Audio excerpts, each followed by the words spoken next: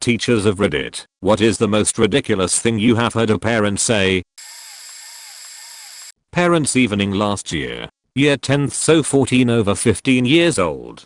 Told a woman that her son was doing really well in English and was very bright. She actually scoffed and said, "Really?" The boy was sat there too. I asked what he was thinking of doing when he left school, and he said he wanted to go to college to do A-levels. Kids at this school had ridiculously low aspirations, so this was music to my ears. His mother interjected and said, No, you're doing an apprenticeship. You're gonna be a plasterer." Like, yeah dad. Now I have no problem with kids taking the vocational path as opposed to the academic. But this kid had a chance, and he wanted to take it. But his own mum made him feel that there was no point. So sad. Edit had a few messages saying that I obviously value the academic choice over vocational. That's not what I'm saying at all. I apologize if I phrased my point in a way that suggested that. I just meant that this particular pupil wanted to go to college and take his A-levels, but his mum made it clear that she didn't think he was bright enough and that it wasn't a worthwhile choice. I just felt it should have been up to him, and I could see it lowered his confidence. My fiancé left school at 16, worked in a shop and now drives lorries, and earns £10k more than I do as a teacher. So I definitely don't think that everyone needs to go on to higher education. I do think that people should be allowed to follow their passion and do whatever they feel is best for them. My daughter's senior class voted a medically handicapped girl prom queen. I feared they were playing a joke on her, but my daughter insisted they all truly wanted her to win. Her family was poor and the teachers chipped in and bought her dress, shoes, etc. The summer after graduation, I ran into the mother of another student in the class. This mother had pushed her daughter to be popular, bought her the best of everything, pushed her into being a cheerleader, and even went to the point of trying to set her up with boys in her class. She actually chased them on her daughter's behalf. She's also a bit nuts, so I try my best to avoid her if I see her first. This day I wasn't so lucky. Immediately she started complaining about the student that was voted prom queen. She kept saying how her daughter should have been prom queen. The other students just voted for the other girl because they didn't want her daughter to get it, which was partially true. It was so unfair. She was so mad. Then she started on how horrible it was to vote in a girl that was in special ed classes because she really didn't deserve to graduate. She was so poor that the teachers had to buy her dress, as if it was a sin to be poor. I finally got sick and tired of her crap, and I didn't like her anyway, and told her what I thought. I thought it was a very nice thing for the students to do. This may be the only special moment this girl will ever have. Her daughter will have many special moments. It was so nice for the teachers to make sure she was dressed as nice as the other girls, etc. She was stunned, to say the least. She expected me to agree with her, but I was sick of her. How she was nearly prostituting her daughter out to any boy who would date her. Told her daughter's friends about her sex life and her crazy tirades every time I saw her. Now when I run into her, we live in a small town, she speaks and goes on her way, thank goodness. My aunt is a middle school teacher, so I have a lot of stories. They were lucky enough to get a former Olympian as the head coach for the school. At a track and field meet, he was helping a female student get a good starting stance, was positioning their feet properly, etc. A parent, unrelated to the student, saw him touching the student's feet and ankles and reported him for sexual assault. Even the student herself was shocked and backed the teacher completely, but he was still immediately fired and barred for ever working in the district again. Last year, my aunt had a kid who would not show up to class. Literally, no matter what, would just not show up, would never do work or turn any assignment in. She and her principal had repeated meetings with the parents to make sure the kid came. The parent refused to do anything and said they should be the ones disciplining the child. The principal tried to call CPS for negligence, but nothing came of it. At the end of the year, my aunt was forced to pass the child despite having attended less than 1/3 of classes, because as a 7th grade teacher she is not allowed to fail any students and hold them back a grade. Edit. I just found my post used in a clickbait link. Dumbfounded teachers share the craziest things they've ever heard a parent say on knowable.com. As well as many others on this thread, without my permission. Seriously. Parent of a child with behavior problems sends him to school with sheet for breakfast every day. Fast food, Starbucks, cupcakes, you name it. We spent a lot of time trying to get her to even feed the kid breakfast in the first place because he refused to eat what was provided at school and was an absolute nightmare on an empty stomach. We are talking hide under the desk screaming all day levels of difficulty. So we didn't say anything for a while because at least he was on time and eating. Except then all the other students, who previously had no problem with the milk, cereal, and fruit that they got at school, started noticing the smug kid eating his delicious pancakes, or whatever he had that particular day. It became a full-blown kindergarten hunger strike, and it was miserable. When we asked the mother to please make an effort to feed him prior to arriving at school, she said she didn't have time unless we wanted him to be late every day, another problem that took forever to resolve. We reiterated that the school provided a perfectly healthy breakfast for free, and maybe she could make an effort to convince him to eat what everyone else got. He would literally do whatever she asked. It was just a matter of staying for 10 minutes to eat with him, she said. I don't want him eating that sugary, processed crap. He took his McDonald's with an aide in the classroom for the rest of the year. Edit, extraneous comma. Thanks. Late to the table on this, but I'll leave it here as it's a fun story. I was for several years a high school teacher here in the UK. At parents' evenings, you would meet a variety of parents of all faiths and walks of life. For this particular evening, I was sat close to an English teacher friend of mine when the parents of Matt came and sat down. Matt was a pretty singular child, a late transfer in, not many friends, horrendous condescending attitude to other students, but also a complainer that no one would work with him, or were good enough to when the few that volunteered stepped forwards. So the parents were always likely to be something. Matt's mother sat down and opened with the line, once this meeting is done, I would like to make a formal complaint to your line manager and the head teacher. Usually, this would make most teachers' blood freeze, but my colleague had been teaching a while and worked to defuse the situation. Well, hopefully it won't come to that, but I'm sorry you're upset. What seems to be the problem?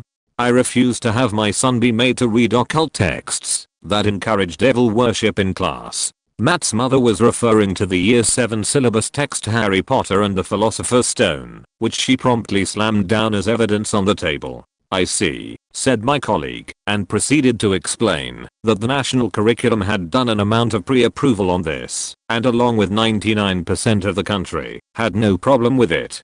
Matt's mother had come prepared, however. I don't care, he's not reading it. I demand he be given something of more literary worth. I've checked the national curriculum guidelines, and Matthew will from now on be studying something respectable. I would like you to separately teach him Macbeth, which is also on the approved reading list. What followed was, I think, only 2 minutes, but it felt like 10, as my colleague slowly and methodically listed all of the occult references in Macbeth, starting with the witches, then ghosts, and then throwing in the numerous murders, I think just for the fact of it, to Matthew's mother. To her credit, she sat silently until he was done, at which point she mumbled something about still not wanting Harry Potter, and left. TLDR, I have never seen such a calm takedown of someone's bullshit opinion before or since. Not a teacher, but a student. When I was in 6th form I got a new form and chemistry teacher. There was a joke amongst me and my friends that she was rather manly. Anyway, halfway through the year it was parents' evening. Me and my dad, a single parent, went along. We'd already seen my maths teacher who had given me a good report, and my politics teacher who my dad already hated after his teaching my brother, but had given me a good report anyway, so we move on. Who's next? My dad says. Mrs. X. Over there, I say. Where? My dad responds. So I point her out. Where? I don't see any women, my dad says. Right into the face of the chemistry teacher. I spend the next 15 minutes being ripped into by my chemistry teacher, and the next year and a half being effectively picked on by her. I did get to deflect the blame onto him for my poor report on a subject I was failing anyway. He was already feeling too embarrassed to reprehend me for failing the subject. Edit. Another one of my brother's parents' evening this time. His English teacher asked how he thought my brother was doing in the subject. My dad responded with, "Isn't that why I'm here? For you to tell me?" Then sat there staring at him for what my mum, who my dad was still with at the time, described as 30 minutes, but I'm guessing was slightly less. I'm a second grade teacher in a low income area. One of my students this year had the most severe case of ADHD that I have ever seen. He was very intelligent, but could not sit still, stay quiet, or focus to save his life. He truly is a sweet kid, but whenever he is redirected in class he is terribly disrespectful and rude. With this he wasn't able to focus enough to finish his schoolwork. Lastly, when he was talking with other students he was completely inappropriate. For about 2 weeks this kid was a complete terror, so I was writing notes in his planner and calling and talking with mom about his behavior on a daily basis. After his disruptive and disrespectful behavior continued, he ended up telling another student in our class to lick his balls and got removed for a day, and mom had to come in for a meeting. After one day of bliss, mom comes in demanding that our principal was also present at the meeting. She then has the audacity to tell my boss that she is pissed because she had no idea why her son was being removed and that I never contacted her about her son's behavior. My favorite part was that after a half an hour of explaining why her son's behaviors were inappropriate, disrespectful, and distracting to his peers again, she tells us how she knows her son and that she just felt like we were punishing her because he had to stay home with her that day. Not a school teacher, but I was a swimming teacher. My favorite type of parent was the one who instilled their own fear of water into their children. Laura doesn't like putting her face into the water, will become a self-fulfilling prophecy. Because you've said this, something she's never done before, she will start being scared off because her own mother clearly is. It's a shame. The best parent of all time was the one who I only dealt with once because I was covering a lesson. A really shy girl shows up with her mum. My notes from the usual instructor said that if she's in the water for more than 10 minutes of the half-hour class you're doing well. The first thing the mum says is girl's name, does not want a male instructor. So straight away I'm being insulted because of my gender and apparently accused of being a pedophile. Nice way to start the day. Anyway, I managed to convince her that I'm not going to molest her daughter, and I get told a big list of things that girl's name doesn't like doing. Finally into the water, and lo and behold, girl's name is scared shitless. Not her fault, as her mother has essentially told her to be scared. Clearly the usual teacher was too scared to stand up to the mum and make this poor girl do anything she didn't want to do, so she couldn't do any form of teaching with her.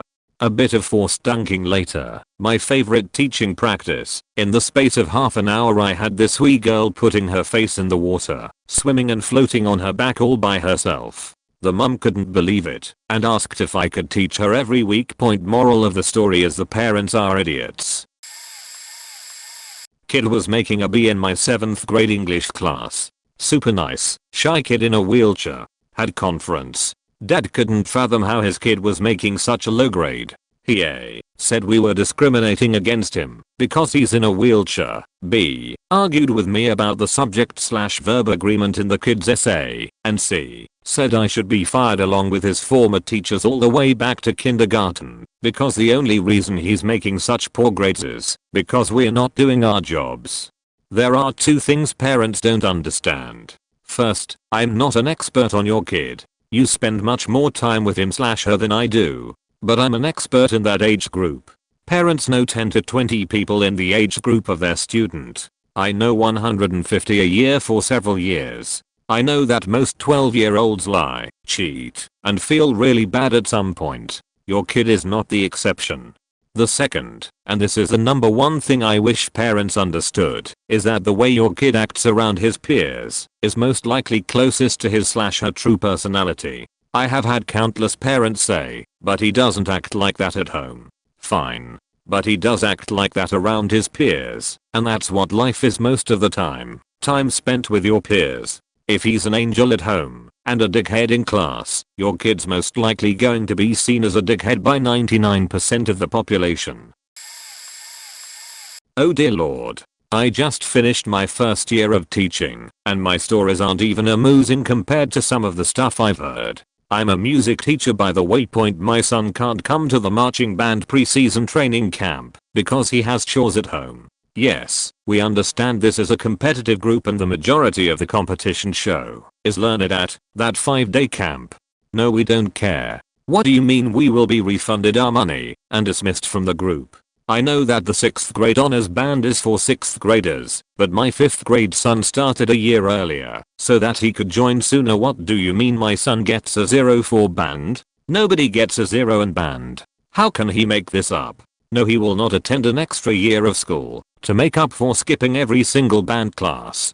What do you mean you don't give redos? Are you asking me to have my son choose between doing music theory homework and doing English reading? What do you mean do both? What kind of school do you think this is? Military school. I don't care. If he signed a syllabus, you will not count that test against him. I don't care. If we signed a syllabus upholding our son to the syllabus standards, you will not count that test against him. I'm going to the HOA, Homeowners Association, about this.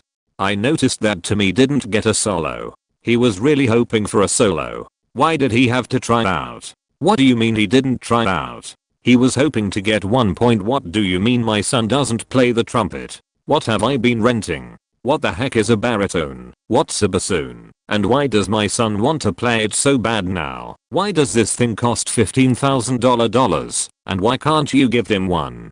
Why did we get a letter saying that my son will not receive his grades until you get it? Why do we have to pay for the repair of his trombone?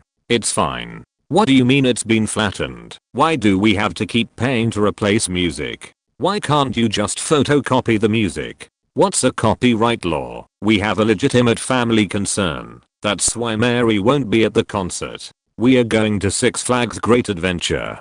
Oh dear lord. I just finished my first year of teaching, and my stories aren't even amusing compared to some of the stuff I've heard. I'm a music teacher by the way. My son can't come to the marching band pre-season training camp because he has chores at home. Yes, we understand this is a competitive group and the majority of the competition show is learned at that 5-day camp.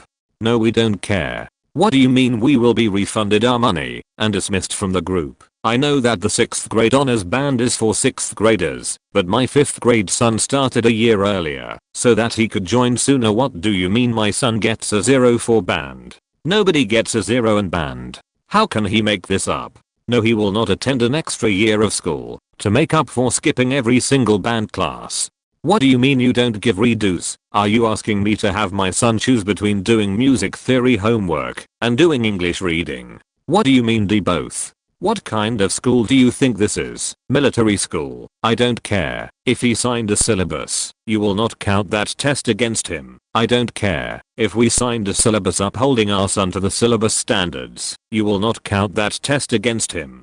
I'm going to the HOA, Homeowners Association, about this. I noticed that Timmy didn't get a solo. He was really hoping for a solo. Why did he have to try out? What do you mean he didn't try out? He was hoping to get 1 point. What do you mean my son doesn't play the trumpet? What have I been renting? What the heck is a baritone? What's a bassoon? And why does my son want to play it so bad now? Why does this thing cost $15,000? And why can't you give him one? Why did we get a letter saying that my son will not receive his grades until you get it? Why do we have to pay for the repair of his trombone? It's fine. What do you mean it's been flattened? Why do we have to keep paying to replace music? Why can't you just photocopy the music? What's a copyright law? We have a legitimate family concern. That's why Mary won't be at the concert. We are going to Six Flags Great Adventure. My son doesn't want to play the same instrument every day. Can he switch once per week? We didn't think that playing an instrument would be this hard. The school provides textbooks. You can't provide a $6,000 instrument to every child. The school charges us for lost books, but you expect us to pay for lost school instruments.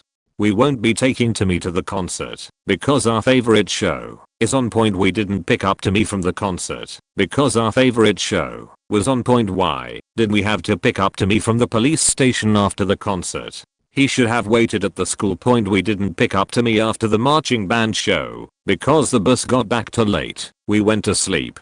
You should have driven him home on the bus like the other kids. We don't understand why Timmy isn't getting better at his instrument. He plays in band twice a week. Why can't you give our daughter a singing solo in band? Why don't you play? You should play. I know I'm part of the band booster committee, and the band booster committee is designed, presided, and run by you.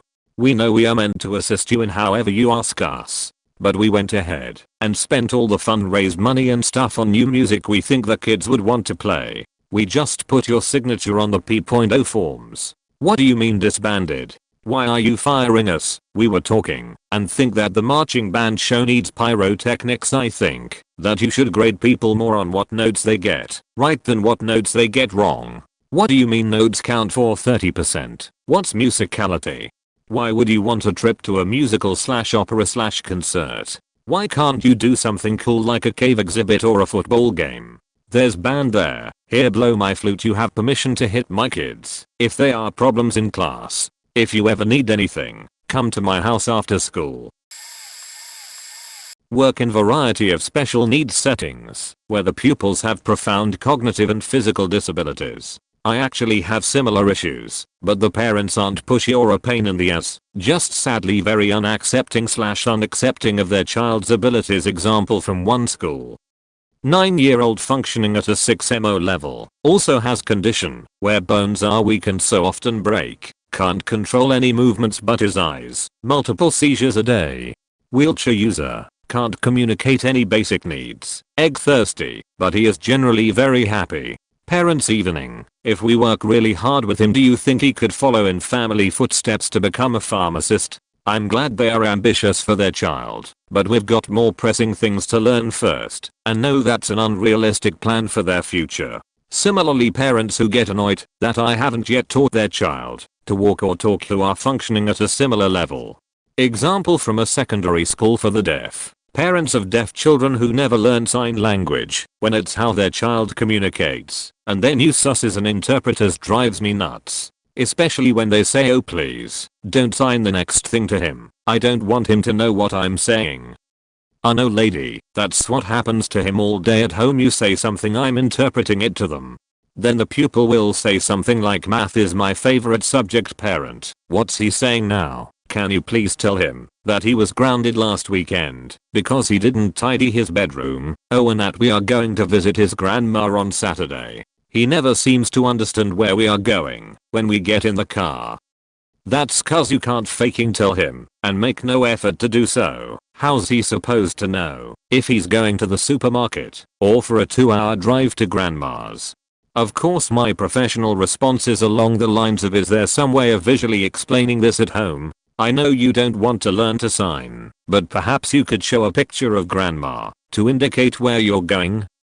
Parents usually say they will, never do. Then the kid will return and just ask us everything they couldn't all weekend. The real heartbreaking thing is this only place I've worked where the pupils cry because the summer holiday is going to start. Have fun for 6 weeks of isolation where no one talks to you. Sorry for the rant. I could keep going, but probably a better forum somewhere. Most parents are awesome, it's just the odd few that make me want to bang my head on the wall. TLDR. Parents of special needs kids can have unrealistic expectations. Parents of kids who communicate differently don't bother learning how sign language and then are frustrated their kids don't understand them and ask the teacher to be an interpreter. Can I chime in? Even though I was only support staff, the school I worked at had a library club, which is where the 5th graders would come in to help out in the library. Basically, put books away. Every single one of them was a piece of shit for various reasons, but there was one particular little bastard, call him Mike, whose crappy behavior was reinforced by his brain dead mommy. Mike was an asshole to the other students. He'd pick on the girls, shove his classmates, and then lie to my face about it when I confronted him. He'd also never help out, like he was supposed to do, even though he knew what was expected of him. He'd just get right on a computer without lifting a finger, or if he could be bothered to help, he'd just stick books anywhere to make it look like he was doing something. Well, he pushed the librarian's buttons one too many times and got thrown out of library club for his behavior. Mommy threw a sheet fit about her dumpling being banned from what was supposed to be a student privilege, and the principal overrode the librarian's decision. The principal basically said that it was too mean to kick Mike out because it was akin to firing him. Well, when you intentionally act like a dick and don't do your job in real life, you would get fired for it. Another rule was that if a student intentionally missed 3 scheduled library days, not including sick days or unexpected absences, they were out of the library club for the rest of the year. I got a call from mommy one afternoon and she told me that she knew Mike could only miss 1 more day before he was thrown out, but that he was to be the exception to the rules once again. I was informed by mommy that Mike would intentionally be missing library club to go watch a movie that day, but he still needs to be allowed to remain in library club because she said so.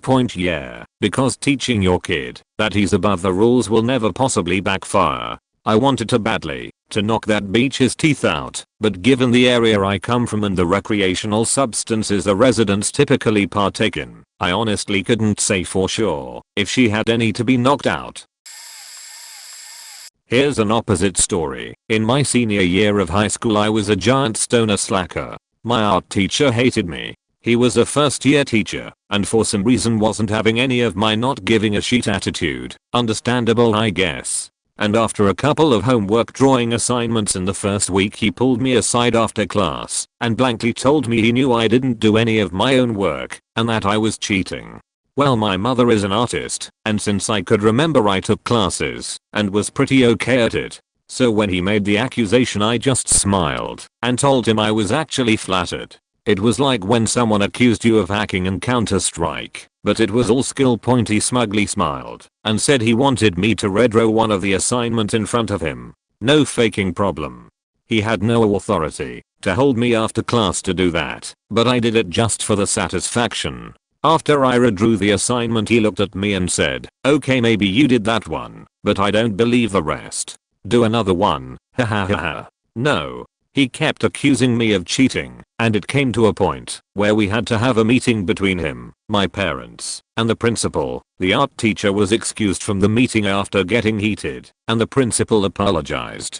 The high school principal was also my principal in middle school before he got promoted and knew that I was always involved in the art program. When I was younger I kept taking the class because I like art, but I ultimately dropped it a month later because I couldn't take the teacher's snide attitude. It's been 10 years and I still don't get it. I did all of your assignments on time and really faking well, but you still thought I was a cheating lazy asshole. I was / still am a lazy asshole, but I'm not a cheater. Fuck you, Mr. Zook. Go fuck off in your life of mediocrity. I worked at a school for children with disabilities. There were kids who just were a little slow or mildly autistic, but there were also kids who were really severely disabled. We had one kid that didn't speak. They were much too small for their age, about 9 at this point. They weren't able to go to the toilet on their own, so they wore diapers. They could not eat on their own. They just squatted on the floor sucking on their own tongue or their thumb. Occasionally they got up and screamed and threw something from a nearby table on the floor. The parents came in and threatened to sue the school because their kid could not read or do math. They said we did not take care of their kid and we would not teach them anything. They kept their kid in a cage-like baby thing on the floor at home. They didn't wash their kid or brush their teeth. A little after their threats about suing, they had to get 10 of the kid's teeth removed because they were rotten. But they had the audacity to tell us we didn't take care of their kid because they could not read or do calculus. They couldn't even talk. They filed a complaint with the school board and a few other instances in Germany, so I don't know how it would be called, but they set up a meeting with the headmaster and some other people because the father would not let it go, wanting to sue the school for neglecting his child. Day of the meeting, father did not show up. Comes in the next day to pick his kid up and acts as if nothing ever happened. Edit. I do not consider the kids as it. I just did not want to reveal their gender. And as I'm in Germany, when we say the kid das Kind, the normal pronoun is es, which translates to it, so I did not mean it in a depreciating way or anything. And I changed it into they. Thanks for the heads up. I really love all those kids and do not want to talk bad about them. This thread is great. Now you all see what your teachers went through. Don't treat them like shit. Edit. Thought I'd add a recent story of my own experience. I'm a teacher during the year and a camp supervisor during the summer. About 3 weeks ago I had 2 boys who were playing a game. They had a disagreement about the rules. It led to blows camp policy through the township I've been working at is minimum 1-day suspension, and I had to fight to get that as a norm. So I write up the reports, call both parents, explain the situation. Kid A is like scared, cause he knows I got in touch with his dad. Kid B however, still acts like a smug little prick. I get a little curious, but I figure whatever I'll see. If he's still a jerk in 2 days. 2 days go by and Kid A has his report signed, and he's acting like a goddamn angel. Kid B doesn't have his report. He says his mom wants to talk to me.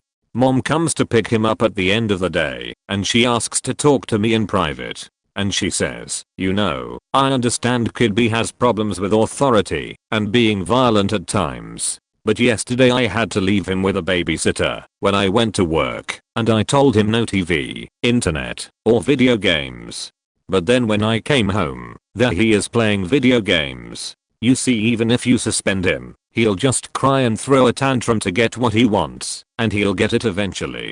So I just ask that you don't suspend him in the future, cause it really doesn't do anything. If that doesn't sound like some lazy goddamn parenting bullshit, I don't know what the fuck is. Many years ago, after many years of college and exams, and before I realized that my dream job just wasn't going to pay the bills, I taught horse riding. Over the years there were a lot of weird kids and weird parents, but the one that always stays in my mind is Daniel. I taught Daniel for an hour a week for about 6 years. He started when he was 4. He loved the horses, and in particular the pony he rode called Silver. Yes, I know, not the most original name. He never missed a week, and would happily help out with mucking out stables, just so he could linger. The problem with Daniel was definitely not enthusiasm. It wasn't even his parents really, though the latter was probably largely due to the fact I barely saw them. The problem with Daniel was his snot. I'm not talking about just a runny nose here. This kid seemed like some kind of vessel that contained only snot. Whenever you thought it was gone, more appeared. No matter the season or the weather, Daniel permanently had snot. Whether on horseback or just walking around the stables, the tides of snot would flow. Honestly, it was quite mesmerizing to watch. Astride Silver, he would be moving around the manege. As the snot flowed, it was incredible to watch how long the stalactite of snot could get.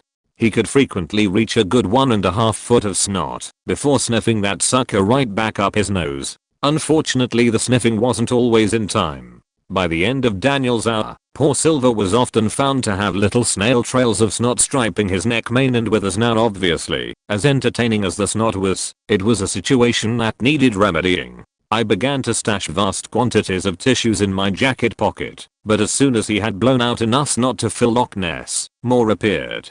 Were I to whip out a hanky at every sign of snot, the poor kid wouldn't end up making it round one circuit of the manege. Eventually, I managed to collar Daniel's mother. Wary of offending her, I gently asked if it was possible that perhaps Daniel had an allergy, or maybe some kind of sinus issue. But no. This was her reply. Oh no. It's just the motion of the horse. It just kind of shakes it out of him.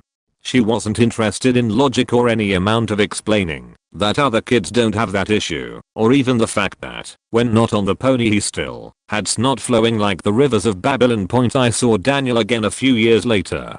By then, about 20-ish, he came over to say hi when I was in a bar one night. Virtually unrecognizable without the candlestick of snot. It took a moment to remember him. I asked him how he was doing. Well, you/podsy wife, I don't know if you remember, but I used to have quite a problem with a runny nose. Well, when I moved out of home last year, we discovered what the problem was. I'm allergic to cats, as I wondered to myself how the fuck that caused the snot tsunami when at the stables, where we had no cats. I probably looked a bit confused. Oh, you probably don't remember. My parents owned the village cattery. Surprisingly, he seemed to hold no ill will towards his parents for completely ignoring the embarrassing and presumably quite uncomfortable health issue that the poor kid had suffered, without any attempt to find out what caused it. But at least the decades-long search for the answer to the mystery of the massive mounds of mucus had finally been found. had an obviously very bright, but lazy/rebellious 15-year-old refuse to do anything. No homework, abacadabra on multiple choice tests, draw doodles on easy questions. At the end of the semester he got a 17.4 non-Americans. Schools usually grade on a 7-point scale prior to university, and on a 10-point scale in uni. Assuming no grade inflation, grading broadly trends like this. Bright, hard-working kids tend to get 95 plus. Bright but lazy/hard-working, but not as bright get 85 to 94. Average smarts and work ethic gets 77 to 93. Subject depending, not bright but does the work gets a 70 to 80. Genuinely challenged or doesn't. Do the work gets 50 to 70. Getting anything below a 70 consistently will trigger all kinds of interventions, from a parent conference to testing for special needs. Depending on the student and their situation, 17 is so low it's just not in the range of scores you ever see, much less in a kid that could easily go to uni if he bothered to do anything. I had tried everything. Talk to him, try to find work he might be interested in, send notes home and emails to the parental address on file, etc.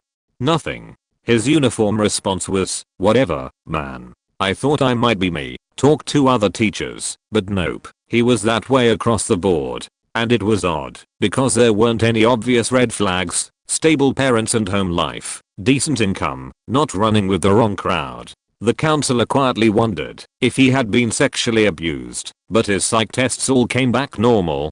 He was just not gonna do it. Of course, as soon as that 17 went home, his parents flipped. Mom was a doctor, dad was a lawyer, and they both just expected their kid to do well without monitoring or input on their part. So they immediately come in and sit down all concerned. "Look, he's very bright. This will ruin his chances at a good college. Surely we can work something out," etc.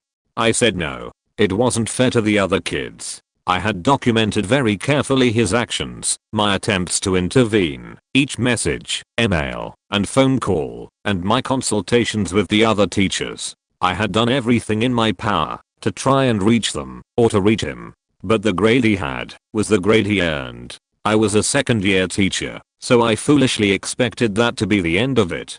Naturally, they went to the principal, and we all sat down and had a talk. At the end of the meeting, I was instructed to give him a test, and his score on that one test would be his grade for the semester. He was bright but lazy. He got a 93, the lowest A, or top grade. Turns out, he had been doing this since 8th grade, since he knew mom and dad would bail him out. I heard from another teacher that they had this down to a science, and the principals always caved. I resigned the next day. Maybe it wasn't a huge deal, but that wasn't what I signed up for, and there was simply no way the money was worth it. TLDR, student cost mom 5k by playing Halo, showed up to school with lawyers ready for a fight. Emails made her take her kid's allowance for the summer I did teaching for a college that was doing high school credit courses for local students. These classes ran for 3 weeks and cost around $5,000 a student. They would waive 2 graduation requirements for the student. The coursework is about 20 hours of lecture, 10 hours of classwork, and 10 hours of homework a week. The final project for the class comes the last week of the course. I'm there all 40 to help the students, etc. Think study hall with an actually emphasis on study. One kid was doing okay. His project wasn't anything to write home about, but his was definitely going to pass. Day of submission rolls around, and this kid wasn't in the classroom. I email him, call his mom, no responses. About 1 hour before submissions were due I get an email from the kid asking if he could still turn it in. Told him the remaining time and he doesn't respond. Later that night, hours past the deadline, I give the kid an F, which is 50% of his grade for the course. He fails overall according to the state's guidelines. I get an email from him the next day, a Saturday, begging to let him submit because the site is closed and he can't do it online. I ask him why he didn't submit earlier. His response verbatim: "I was in an online Halo tournament with my friends, nothing else, that's it." I gave him kudos for at least admitting to it, but told him I couldn't do anything. A couple of days go by, and I see him, his mom, and who I thought was the dad in the front of the school with my boss and the school's legal counsel. I'm basically trying not to die at this point and start pulling up emails the kid had sent me and printed them out.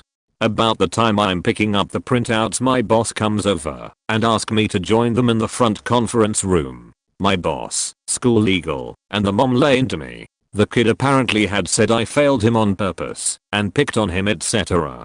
At this point I'm livid. They finally actually let me speak past answering their questions, and I ask the kid, did you at least win the Halo tournament? The kid didn't even have time to react. His mom was practically screaming Halo at him. I slide the email over to my boss and the lawyers. The mom was threatening to sue the school and me for emotional battery of a minor and false advertisement.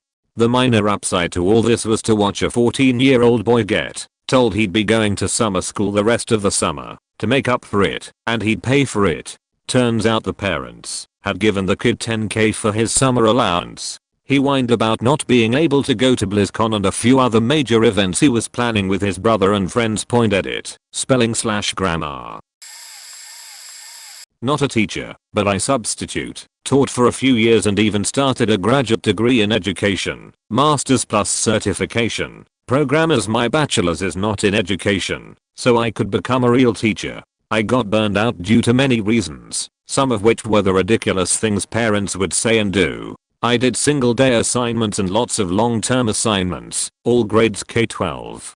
The mom who demanded that I buy her daughter pads during her period because Mrs. Regular Teacher did point. The mom who cursed me out and then hung up on me because I called her and asked her to have her daughter do her makeup bucket of work so she could pass the class. The dad who hit on me after his son made inappropriate comments to me. The dad who thought I was a student and warned me not to snitch on his daughter again. When daughter informed him that I was in fact not the snitcher but a sub, dad then asked me out.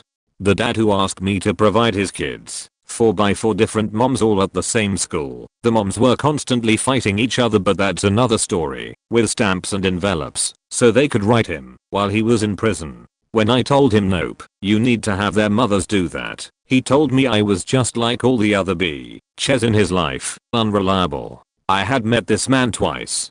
Several different moms/aunties/grandmoms at several schools threatened to beat me up at, but there are a few beatdown situations that stood out. One was at a school in the parking lot where the mom asked me for $5 for gas, and I said no, I don't have it. She flipped out, called me a liar, and started to come for me, so I reached into my bag while giving her the crazy eye. She instantly cooled out, but later told her kids and everybody that I was going to pull a piece on her. The mom who got so angry with me, she cried as well as threatened to beat me up, all because when she asked me about my, at the time, son's graduation from 8th grade, I said oh no, in our different district they don't do a ceremony, since the kids are just passing on to high school. She took deep offense to that and went on a rant about why it was so important to have an 8th grade graduation, because for some kids this was their only chance to have a ceremony. I could go on and on. These are just a few crazy things parents have said. My mom is retired from teaching special education. She spent most of her 35+ years of teaching at an elementary school in our city that is extremely underserved. When I was in high school I'd work there over the summer. The elementary schools in our district were year-round, but 7th 12th grades were traditionally scheduled. One day, during a summer I was helping in the office. My mom came in with this conflicted look on her face and a kindergartner. My mother smiles at funny movies, but she was plainly trying hard not to laugh. So I ask what's wrong, thinking the kid shit his pants or something. Nope. His mom had let him pack his lunch that day. A jelly sandwich, no peanut butter, a whole box of cookies, and a tall can of beer. When his mother arrived, she told my mom that she shouldn't have been snooping in the lunch boxes and called my mom nosy and that, after all, there was nothing in the school rules saying he couldn't bring a beer to lunch.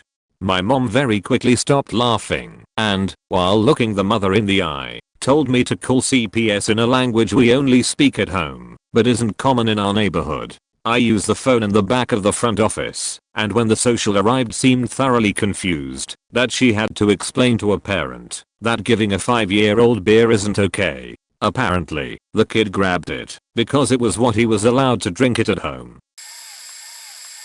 Oh man, I have several. Best one though had to be when I called about a student that was being belligerent in class. The kid was a real asshole, and I don't say that lightly, as I found it within myself to love working with even the most difficult of kids. At the title I school I was at point, I called his mom and told her I was having problems with him in class and asked if we could work together on a game plan both at home and at school.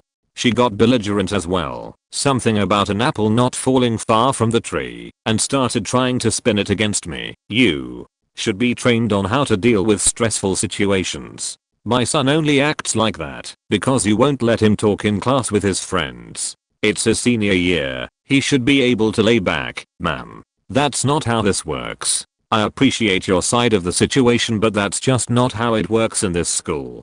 I'd like to brainstorm ways to work together here and at home with a consequence/reward plan. Well, what do you want me to do? He's almost 18 years old. How am I supposed to tell him what to do, ma'am? I'm not even 30 myself. I can't give you parenting advice. But let me ask you, do you pay for his truck, cell phone, and parties? I don't see that's any of your business. Yeah, ma'am. There's plenty you can do from your end. I'm calling your principal. Let me get you the main office number. Don't be a teacher, folks. It isn't worth it. I ducked out early, and I'm working for a non-profit. I'm 10 times happier with less stress, a larger paycheck, by far, and none of the bullshit. Each year around Halloween time, I design a fun and engaging lesson where the students read and learn about origins of Halloween. Each year, I have a few students who opt out of the project due to religious beliefs or cultural differences. Whenever a student asks to be excused from the activity, I without hesitation allow them to do silent reading or work on assignments for my class.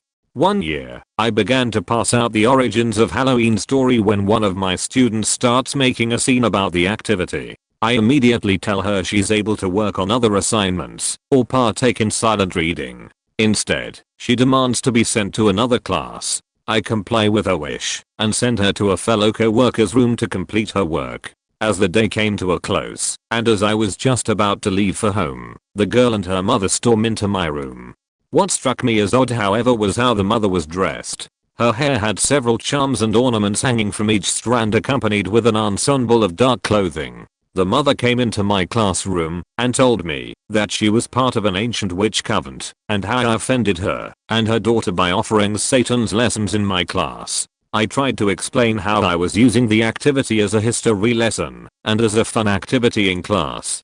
The mother hissed at me and started speaking in a strange dialect. Once she finished, she informed me she placed a curse on me. She packed up her things and left with her daughter. The next day the girl acted as if nothing happened and was cooperative the entire year. Once in a while, I would find paper voodoo people with my name written on back near her desk. I'm an after-school camp counselor. Once, my car caught on fire and I had to put it out. Oil fire. I got my supervisor to watch the 7 kids we had and went to go put out the fire. As I'm dealing with the fire, a football mom, you would know her if I told you her name, because her kid is a child prodigy and will be a superstar basketball player/s, comes to my car and starts chewing me out. It was obvious my car was on fire and she's clapping her hands in front of my face and snapping her fingers trying to get my attention. I tell her my car's on fire and she tells me all you guys ever do is fix your engine to run faster while at work. My kid is a basketball star in the making. He should be your top priority. You can buy another car. Her kid was literally 500 feet away in her sight with another counselor. She keeps bickering while she picks up her child and called my boss. My boss didn't care for obvious reasons. The next day she comes in and tells me, you know what? I hate you now and I'm sorry, but you won't have any more time with kid's name. We just might drop out of the program. I feel so bad for you. Oh well, as if she expects me to get on my hands and knees and beg for her kid to stay. Nope. I told her okay. Well, good luck finding another after school program that will deal with you and good luck getting him there. She called my manager. Manager laughed and said I can't say that, but also thanked me for saying it. Spoiler alert. Kid came back 2 days later and stayed for the next year and half. Had another parent not want to sign a write-up slip for her kid, giving a black eye stating my son would never do that. He's an angel. It is against my constitution as a United States citizen to sign this paper. I almost laughed. She later got her kids to steal debit cards from teachers and I reported her. She also wanted to have a parent-teacher conference on Halloween night at my house and she waited out front and wouldn't leave for 30 to 45 minutes. I eventually ran outside, got in my car, and left while ignoring her as she called my name asking where I was going. I got plenty more, but these two are my favorite. This might not be up there with the most ridiculous ones, but it just about broke my heart for the kid. Point: I had this child in my class. We'll call him Bingo, because I'm not creative at all. He was very challenging. Straight C student. Canadian grading means he was routinely in the 60s. Very low learning skills, and he was the type to just get up and leave if he felt like it. Mouthy, refused to ask for help when he needed it, just overall very challenging. Now, I worked my you-know-what off to connect with this kid, and I'm happy to say it paid off, to the tune of all G's on his learning skills, almost all B's on the report card, and he and I genuinely enjoyed one another by the end of the year. Good kid, honestly. Point: I was extremely proud of him, and I wanted to make sure his mom knew how well he had done. So I scheduled a conference with her and spent 15 straight minutes raving about all the positive changes I'd seen and how this kid who had 4 years had such a challenging time in a school environment had majorly turned himself around. Her response: well, that just makes him normal. I want him to be better than that. The kid was sitting right there. There wasn't much I could really say, although the conference went on for another half hour all told. I just felt so terrible for Bingo. No wonder he didn't feel motivated at school. I taught elementary school. Parents love to yell at teachers for dumb shit. Point: one time I had my class outside with all the other classes during a fire drill. This kid stands there and pulls some lint out of his jeans pocket. You know what would be in your pocket if you washed your jeans with a little piece of paper in the pocket and threw it on the ground. I told him to pick it up and throw it in the trash when we were back inside because it's not okay to litter. After school I got an angry phone call from his mama because according to her I made her son go around the whole school and pick up trash. No ma'am, your kid threw a little thing on the ground and I told him to pick it up. It didn't scar him for life. I just hung up on her because I didn't get paid enough to get screamed at over nothing. Point: I had a parent scream at me once because there weren't enough seats in the cafeteria for everyone who came to the holiday program. Dude, I don't pick the size of the school. It was built decades before I got here. Screaming about it isn't gonna help. I had another parent yell at me because I told her that because she signed her kid out of school at 1:45 every day, meaning he missed music every time because his class came to music at 2 o'clock, that he could not be in the holiday concert because I had never actually seen him. She signed him out early every day because they just have music, art and pen at the end of the day. He doesn't need to stay here for that, and I'm not sitting in the car line to pick him up. I'm busy. Alrighty then. The greatest thing I got screamed at for was I put together a Veterans Day program for the school. We asked the kids to invite any of their family who were veterans to come spend the day with us. It was kinda great to see vets who were like 80 and could still wear the uniform, and they all appreciated being invited into the school. Any vet who came, we always asked them to stand and be recognized, and we read their names. Well, this one parent left me a nasty voicemail and cussed me out, called me a god-hating communist because I didn't read the names on this long list she sent in of every relative she had in the military dating back to the Civil War. Just the names of the 2 relatives who were there that day. Look lady, there are 600 plus kids in this school, which is a shit ton of families. If I read names of every single one of our veteran relatives going back to the beginning of time, it would take 3 years. Kids are not gonna sit through that. Sorry. I forwarded the voicemail to my principal. He called her to talk to her, and she screamed at him and cussed him out and then pulled her kid out to homeschool. Oh well. Oh, and this wasn't directed toward me, but toward my principal. One time we had a lockdown because there was an armed robbery at the liquor store at the shopping center next door and the police thought the robber might have taken refuge in the school. It got to dismissal time, and since the school hadn't been cleared, and they didn't know if the shooter was in the school, or in the woods across the street, or what have you, the police did not allow us to dismiss. No way were we gonna let kids out to run around on the sidewalk if there's an armed suspect hanging out nearby. Well, parents were banging on the doors demanding we release their kids, cussing out the principal. The police were like, "Go home, and you will be notified when you can pick up your kids. You are in the way of a police investigation." Nope, they didn't care. We are trying to keep their kids out of a possible line of fire and they are all mad. Not a teacher, but I was class representative in 10th grade and we have parent evenings, where I live, what are basically meetings with teachers and parents to discuss recent and upcoming events like school trips etc. Also over here school works like this. We have elementary school, what is from 1st to 4th grade, and after that we have secondary level school, where students get separated into one of 3 school based on their performance. For the 1st to 10th grade is graduation year. So on this parent evening a big discussion was the graduation ceremony, that is split into a ceremony where we got our diplomas handed and a party in the evening. Bear in mind this party is something the school itself has nothing to do with. The only thing is that we basically pay a small amount of money every month to a class fund that is used for school trips etc. And in everything that is left at the end will be used to fund the party. Everything is managed by the student council. Now there was this overprotective mother who insisted that the party should have teachers oversee it and that ensure that no alcohol gets handed out there. All students in our class were 18 at that time point after the teachers explain that this is not their job and that they will not use their free time for that, and if she wants her son to not drink alcohol that's her concern, and that the son has a right to make his own decisions. The other parents also said that this is something the students have to decide for themselves and they want their children to enjoy it as they want because they are adults. This mom went nuts and threw tantrum about how irresponsible it is. I teach elementary special edition, so genetically speaking, some of the parents are special too. This particular parent allowed her very challenging 11-year-old daughter to come to school in booty shorts. Her butt cheeks were completely exposed, and depending how she was sitting you could see other stuff too.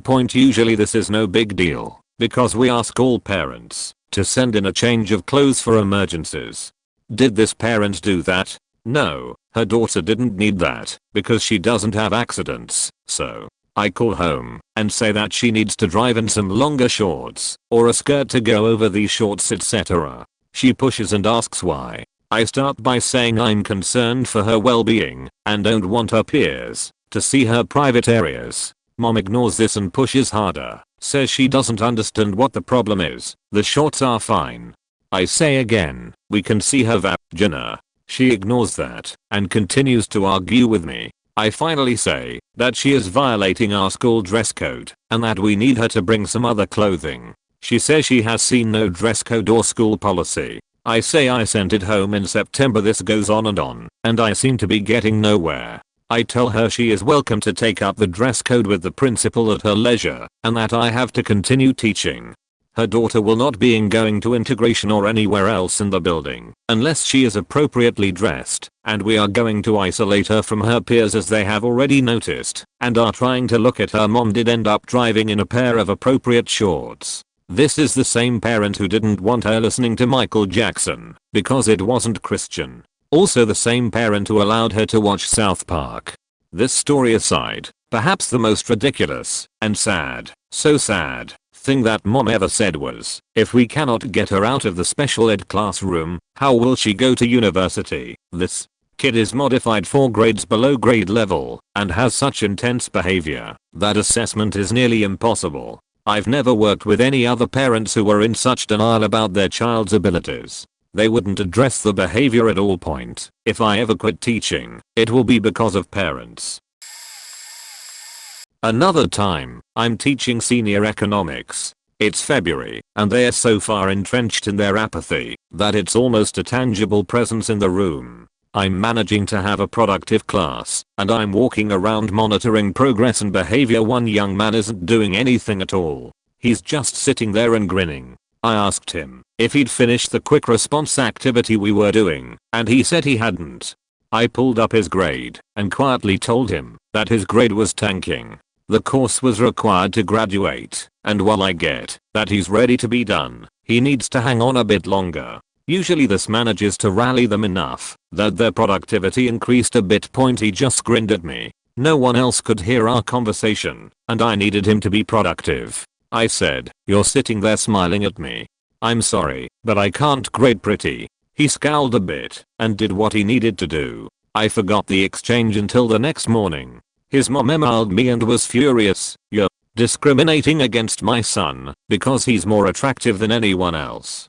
He already has to carry the burden of being handsome, and when you point it out, he feels singled out and ashamed." I had no idea who this woman was because I'd never had to contact home before, and she didn't identify who she was emailing about. I'd already forgotten the interaction between me and the kid because it was so innocuous. I was so confused.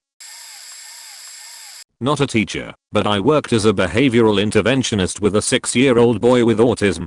His autism was on the severe side of the spectrum, and he was really low functioning. Due to his metabolic issues, he was physically heavy and looked like he was 10 to 11-year-old when he is actually 6. My job was to take him swimming to help him develop more muscle tone in his legs, but he still needs knee braces to even support his frame. Throughout the course of us working together, his mother decided to double the dose of medication he was on because she did not like the behavioral problems he was exhibiting. I asked her what behavioral problems they were, and she said she did not like that he was stimming. This is when the child might be reacting emotionally towards something, and this can be positive or negative, and the child might bite their lips, bite their hands, or ball their hands into fists by their mouth and bite down. Stimming is not a particularly problematic behavior, especially for such a low functioning and young child. It's just their way of dealing with emotional reactivity. Anyway, she doubles his medication, and literally he can't even stand up straight due to the medication. He stopped smiling, he stopped showing any emotion, and literally the spark in his eyes was gone. I talked to the mother after another week of this, and to gently bring my point across that stimming, unless it is so severe that the child is actually physically harming him/herself in doing so, is not a severe enough behavioral issue to ask for double the dosage of his normal medication, which his body can't even seem to handle at normal dose, severe weight gain, etc. She shrugs and says, "I don't like it when he stims. I don't want other people to think he's autistic." This is the type of mother who drugs her son to conceal his autism, and she also once ranted for a half hour about how her son's autism was caused by vaccines. I worked with him for a few more months and eventually had to resign. He was literally just a pile of flesh floating in the water by the time I was leaving, because he was being medicated even more. Not a teacher, but while working in a youth center, I met these siblings, girl and boy. The girl always seemed a bit slow and the boy somewhere between average and clever. One day a co-worker told me their story. Their mother had barely gotten through school while their dad, though it was possible he still wasn't that biologically, had a well-paying job in the local jail, and did lots of things to help the people there become better. Overall a really awesome guy, but barely at home and extremely devoted to and infatuated with his wife. So the mother was the only one really able to take care of the kids, which resulted in the girl, who's the older one, not being able to really read because the mother didn't encourage any kind of education. No reading, no working, no helping work homework. The reason? The mother was too dumb to help the kids and b, too lazy to help with the things she didn't know.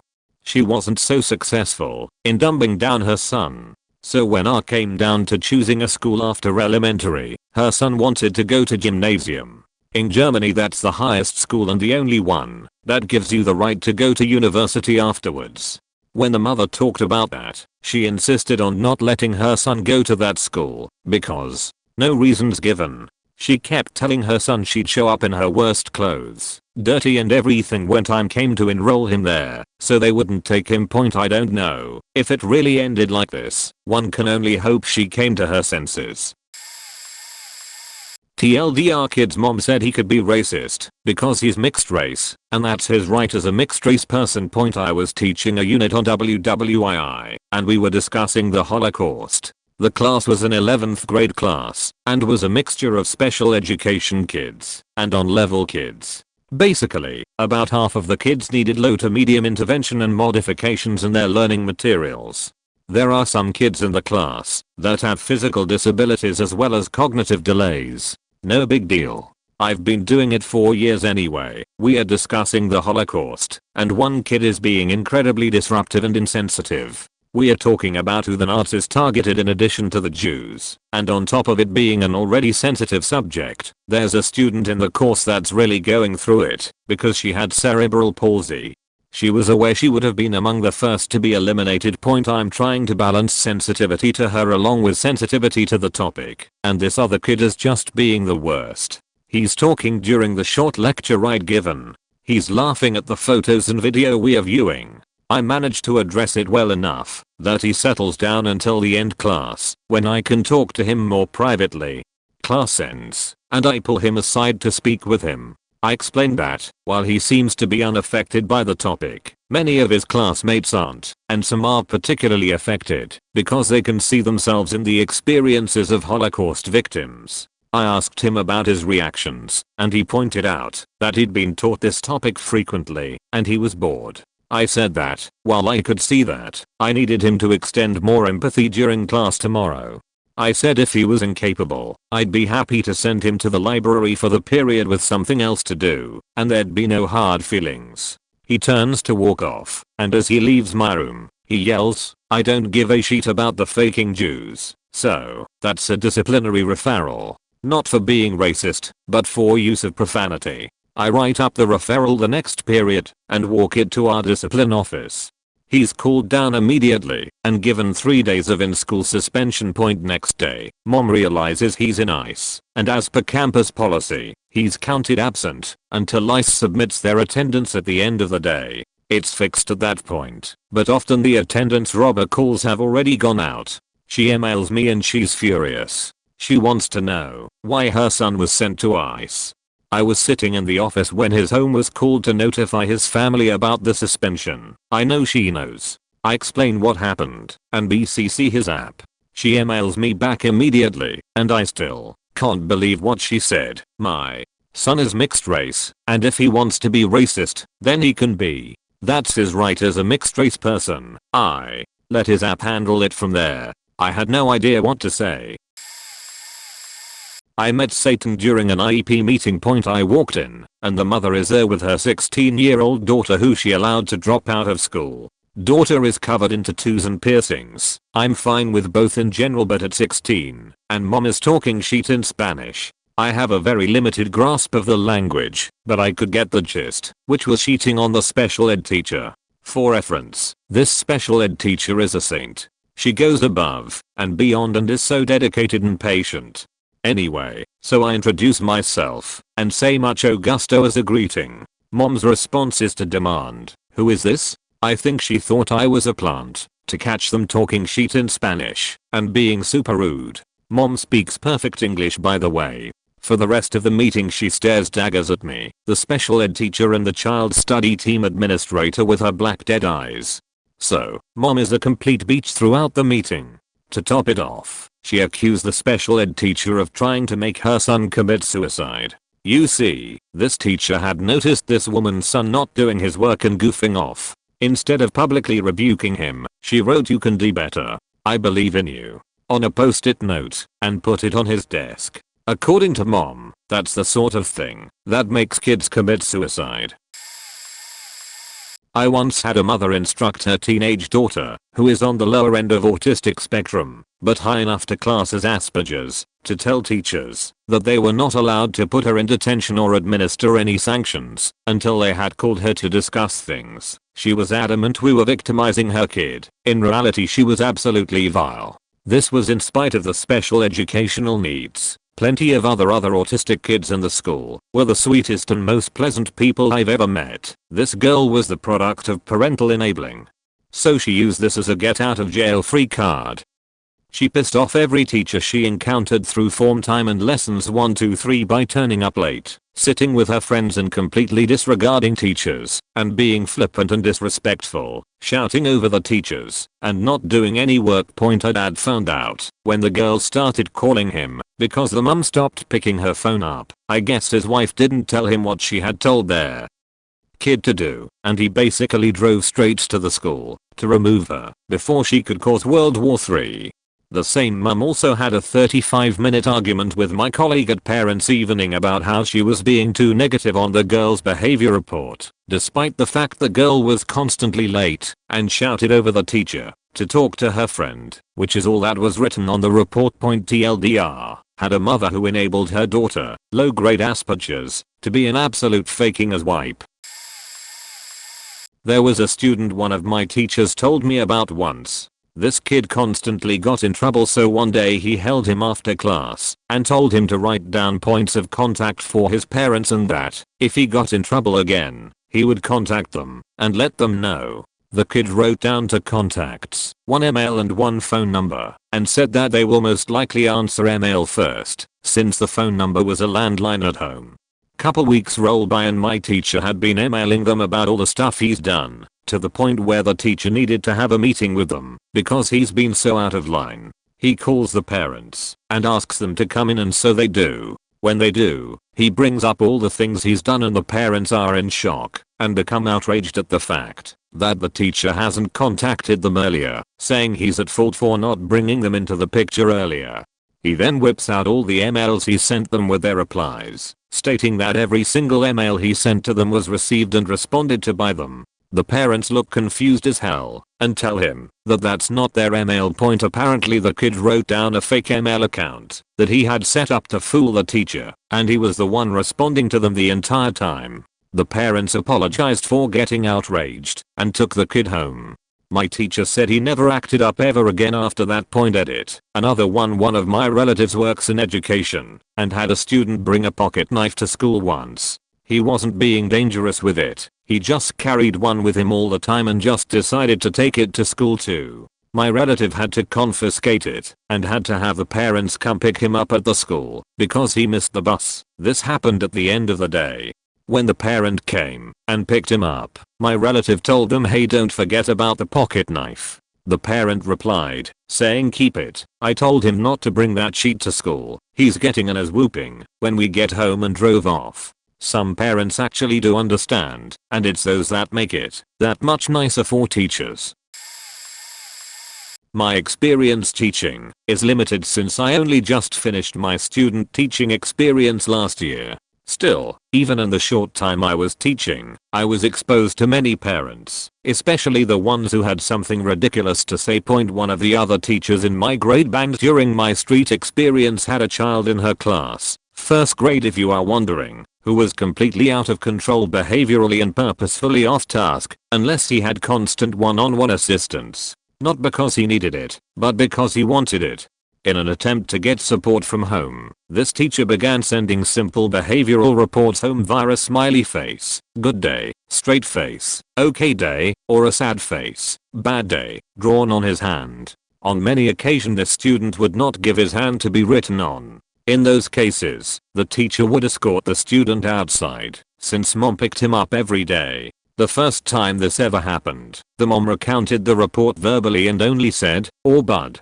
That hurts my heart." The teacher assumed it was just denial early on in the year, but that soon the severity of the behavior would be realized. I could tell a few more examples of this parent's very mild reactions to her son's increasingly terrible behavior, screaming in class until he needed to be dragged from the room by the chair, standing in the front of the room during a lesson and singing loudly over the to her, etc. I won't though, because I'm sure you can guess, but mom never did anything. It wasn't until I actually caught this 6-year-old student walking out of school one morning that at least the administration started taking my fellow teachers and my own complaints seriously. Can you guess what mom said this time? "Oh, bud, that hurts my heart." Another one. I work at a charter school and it's geared towards students that are dropouts or age out of regular school. We have one kid who is getting into trouble and has a lot of pent up anger all the time. Kid doesn't want to participate in class, refuses to work, doesn't even interact with other students. He gets into an altercation with a staff member, so we call the parent in. Parent is a single father who goes on to bash his son the entire time. Tells us how worthless and trash and ghetto his son is. He tells us we should kick him out of school or find a way to get him out in jail so he doesn't have to deal with him. He also lets us know that his son being 17 still wets the bed and he makes him sleep on peed sheets for days because he will be damned if he lets his son waste water washing clothes more than once a week because he has a stupid problem. Finally he starts going on and on about how hopefully his son will get locked up soon because he had a cruise to go on in a couple weeks and he was going to lock the son out of his house so he couldn't steal or break anything while he was away. All this while the son stared at the floor seething in anger. I felt so bad for this kid. I totally understood why the kid was pissed all the time. He had absolutely no empathy from the one person he should point. We reported all this to DCF, but sadly nothing happened because the kid was turned 18 soon. Once that happened he stopped showing up to school altogether, and I assume he was kicked out by his father. Working at a school has taught me so many people are unfit to have children. Another one, this time from a friend and co-worker. We are EFL teachers in an English course with classes for all ages. There's this one 2,425-year-old guy who always misses class, never hands in his compositions, a slacker basically. School policy demands us teachers to call a student's house and talk to them when they are missing classes constantly. But here's the catch, even when the student is over 18, age of majority here, we are required to talk to the person who's financially responsible for the student's tuition.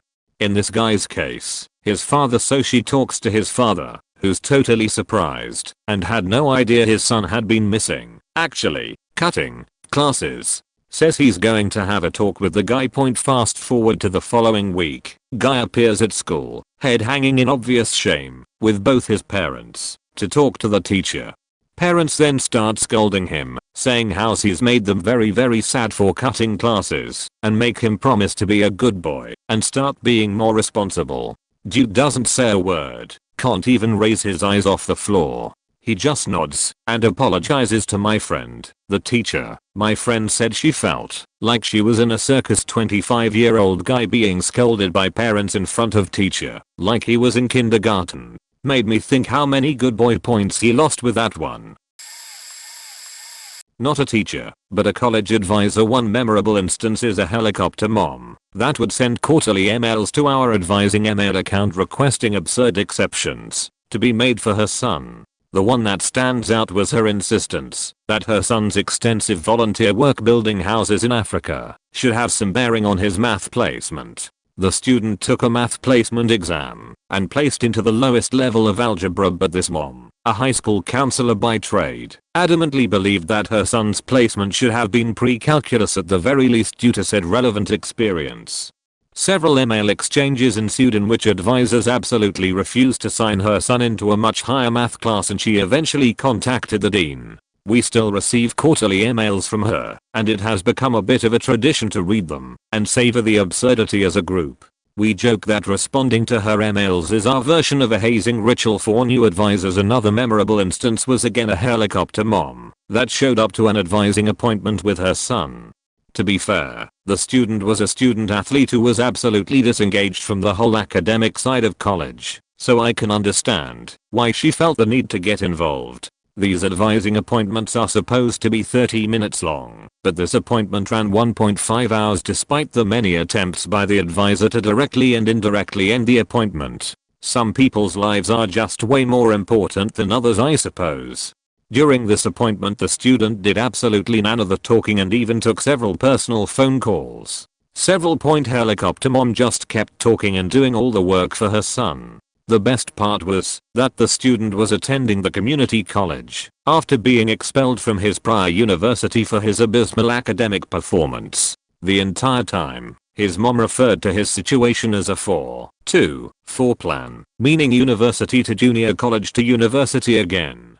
Rather than addressing the situation realistically and acknowledging the reasons her son was in his position, she invented the idea of a 4-2-4 plan and acted like this was just part of the plan. No problem here. Just plan out my son's 4 so that we can jump right back into his prestigious university.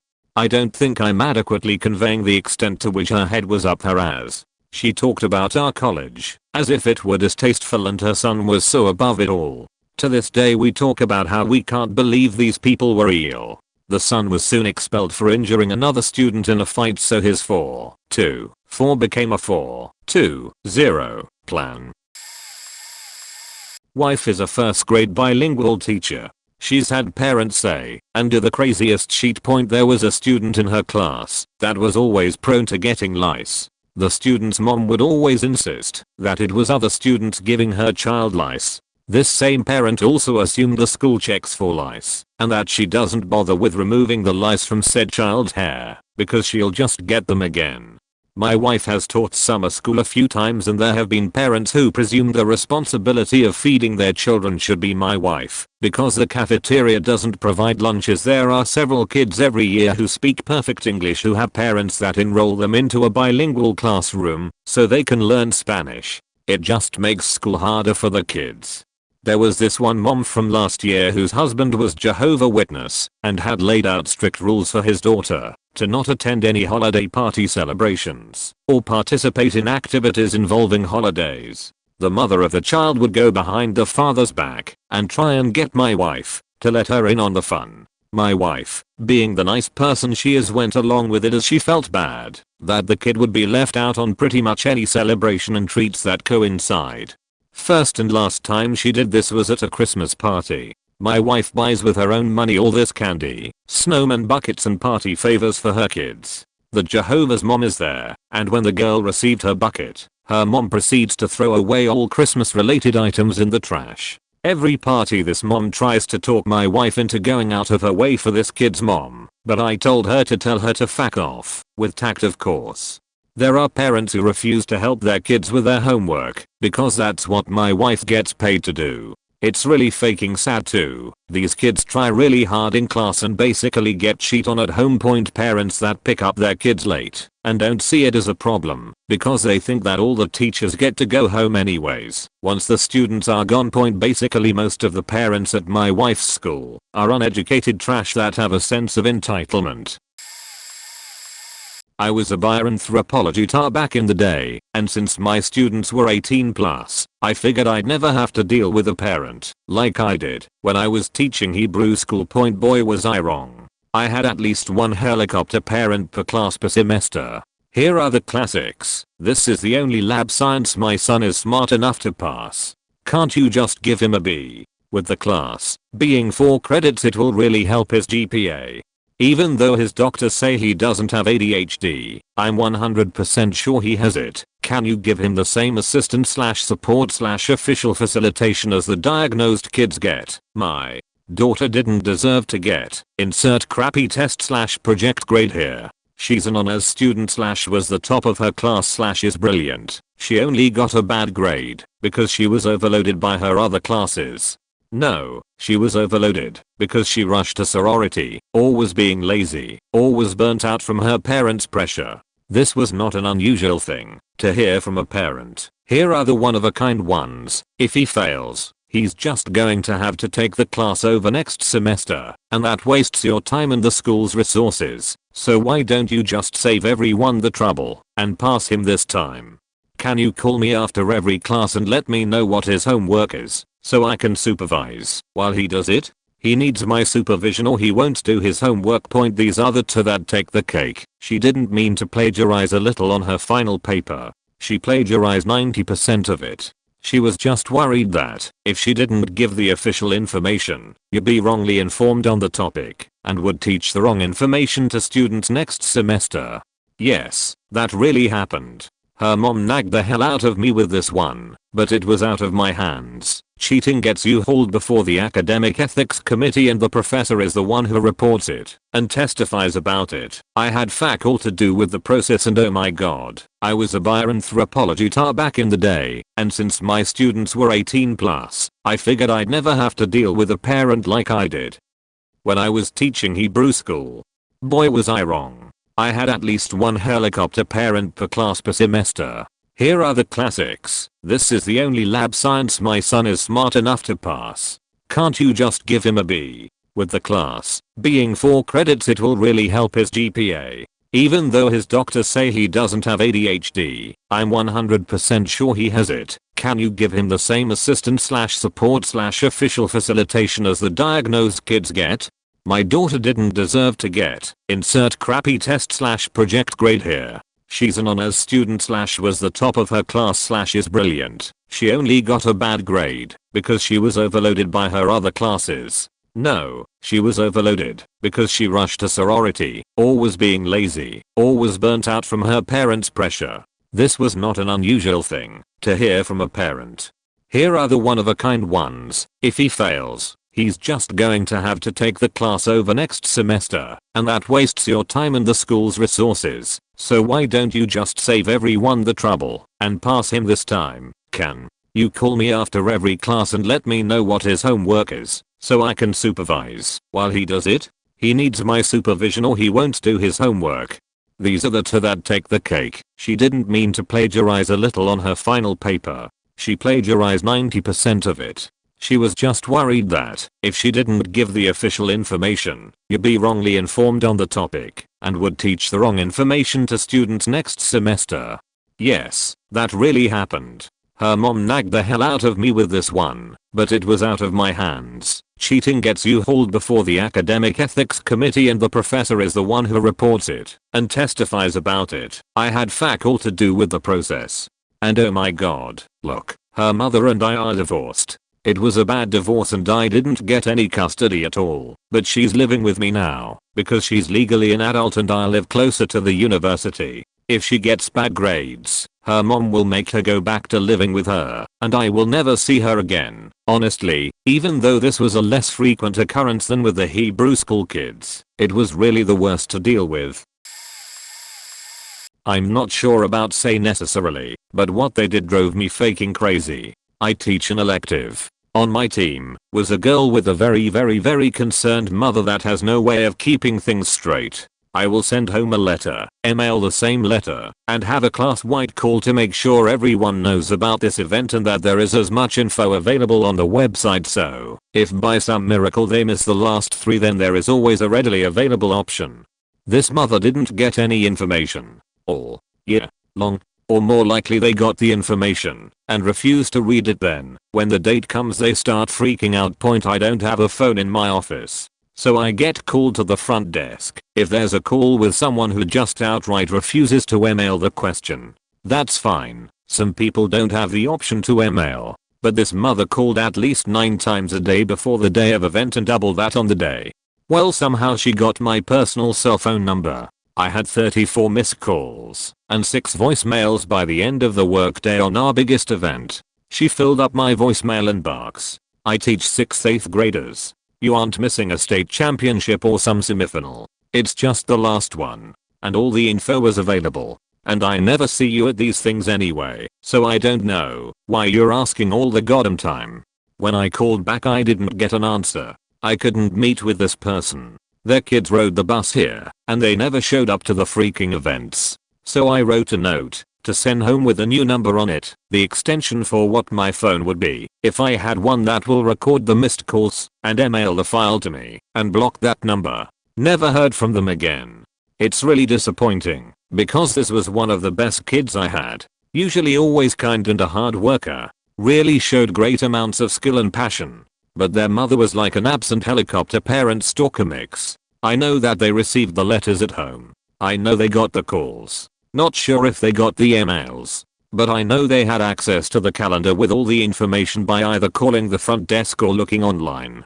But Jesus, this person was insane. They wouldn't trust what the ladies at the front had as accurate information, or she would ask something they couldn't know, like I need to know Sarah's locker number and combination because Q 90-minute story that has nothing to do with what locker she has, so they would constantly send notes to be mid-class about it. The front desk people are their own pain in the ass, but that's another thread. Student here observing parent activity. In grade 6 to 12 I was in string orchestra. In grade 10 we had a prodigy female violin player with a massively inflated ego. She played in youth orchestras outside of school and seemed to think this made her a better musician than the rest of us. Yes, she started when she was 5 years old, but took a rather long hiatus on violin before high school. The fact she technically started at 5 seemed to go to her head. The way instrumental music classes work is you perform an excerpt of the music that the director chooses, and whoever objectively does the best is first chair literally sits in the first chair, and others are subsequently ranked based on performance and sit in the according chair. One time, she earned third or fourth chair. These chair tests were in front of the entire class, and it was obvious to everyone the kids that got better chairs had played better than her and earned it. She goes ballistic. Tells her friends that the kids that beat her all sounded disgusting. She puts more time in and cares more than anyone. That our director is an idiot out to get her. She goes home and her dad catches wind of it. He comes up to the school and tears up our director a new one for putting his daughter anywhere but first chair. Threatens to pull her out of the program. Tells our director he's an incompetent moron. Mind you, our director is a violinist himself, and more or less to go fuck himself. All chair tests afterwards ended up completely rigged in her favor. She later claimed to have been given a full ride to a prestigious university music school. When she moved away, her best friend immediately exposed it was a $1,000 scholarship. Using a throwaway, I worked in a program that ran during the summer and after school during the year. We had a woman who had several children into the program, add in another, her older son. We were warned that the child was adopted and that he had a history of stealing things, sneaking food, and other sorts of bad behavior that weren't too serious. No violence. Aside from some behavior issues, we never had any problems with the child. He had his outbursts and needed to go home occasionally, but we dealt with difficult kids, so it wasn't a huge problem. Mom was always understanding point, but over time, mom started to open up.